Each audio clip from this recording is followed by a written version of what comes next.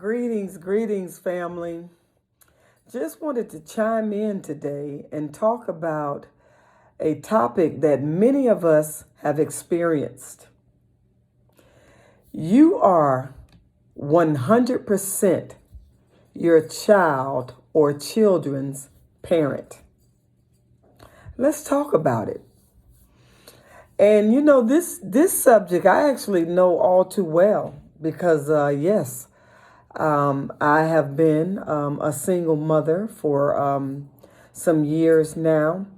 And I really wanted to touch on this because I think a lot of people that are in a situation where they're, having to, be the custodial parent for their child or children, because of, whatever the situation may be, could have, been married and went through a divorce or separation, or could have just been a relationship or an encounter that resulted in a child being born. And,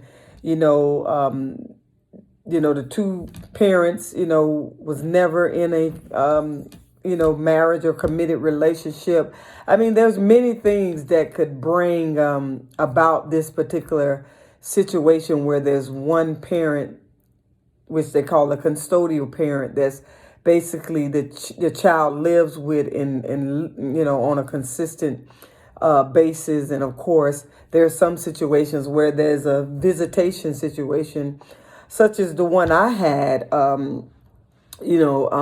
After my divorce, my children, my two sons from my ex-husband, was actually able to go and visit with him, their dad, and spend the whole entire summer with their dad. I elected to let them do that because, of course, they spend the whole year with me. And then what we were able to do is on the all of the holidays, we were able to alternate using just a method of the odd and the even years, whereas maybe the even years I would have them on certain holidays, and then of course that following year we would swap. The father would have them for that holiday on the following year, and we would do that throughout their life until they became, obviously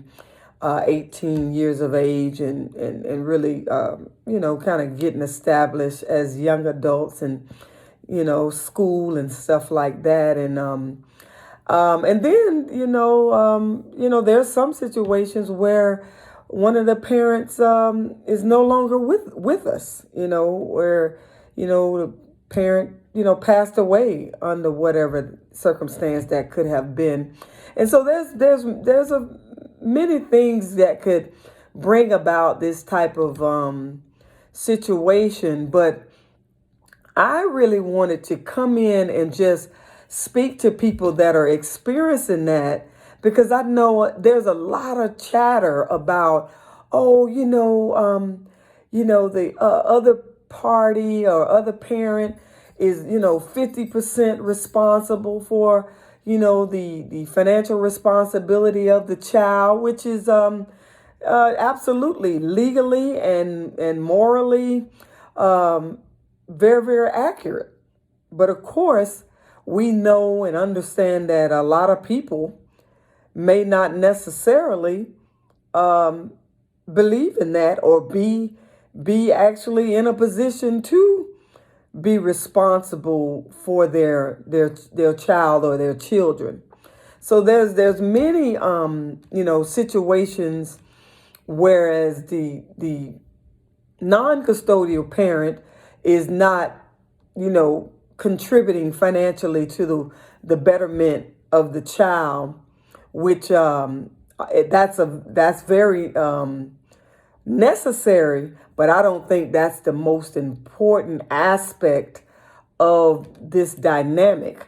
I really believe the emotional aspect is totally important. you know, because I think a lot of people in that situation sometimes, they're pretty frustrated and they may make decisions in haste and decide, oh, if you're not helping me financially, I'm not going to allow the child or children to go and be with you. And I really, really, really do not, agree with that, because I believe that first and foremost, we are to be very, very proactive and very concerned about our children's emotional wellness and well-being. And if that parent, that non-custodial parent, is not is not harmful and not exhibiting any types of toxic behaviors, in their lifestyle or in their behavior or the way that they interact with the children, or even, I'll go so far to say, the custodial parent, then I believe that there's no reason under the sun that the non-custodial parent should not be present in a child's life, if that's what they so desire to do. And we hear a lot of situations. I think in the media, we just seen a situation where one of the rap celebrities was going through a situation, and he went live and wanted to make it public that, he felt like he was not, afforded an opportunity to be to his child's birthday gathering, and so he basically felt like he wanted to let the world in and know that he was feeling like he was experiencing that. And so we see a lot of these types of things, hurt people, maybe they had not healed and got past the fact that the situation didn't work out, and, they want to make the other party's life what some may say a living HE double hockey stick. And, I really would urge us to, really, really give this some, adequate thought, because this is not the best thing for the child or the children. Because in order for us to help our children grow up to be, great models in society, they actually need many things. They need financial support. They need emotional support. They definitely need, structure and accountability. Many times, what we've heard the Bible talk about, spare the rod, you spoil the child. And it is my belief that particular, scripture is referring to, if you do not correct your child, that you've given up on them. That is not a healthy form of love, to not correct your child. And so children need many things. And so I just wanted to come on and just speak to those custodial parents in that situation where they're feeling like they're alone. They're not getting the financial and sometimes emotional support that they actually desire and actually, desire for their children. Even that, number one, I am 100% my children's parent. And so that being said, that is why it's so important for us as individuals to have ourselves together, to be independent. Because if you yourself is not, in a situation financially to be able to maintain your own living and manage a roof over your head and all of the things that come with managing life, if you're not in a position to manage that, then of course you're going to have a very difficult time actually managing and caring and rearing up your children. And so we definitely have to take a closer look at this. And this is why I want to do the work that I'm doing. I really want to help our community heal. I want us to become whole. I want us to have great families that is moving forward and evolving and just having everything that we could have possible. And so we definitely need the help, because honestly, you did not conceive the child by yourself, but you have to have the mindset to be 100% responsible for your child or your children, first and foremost.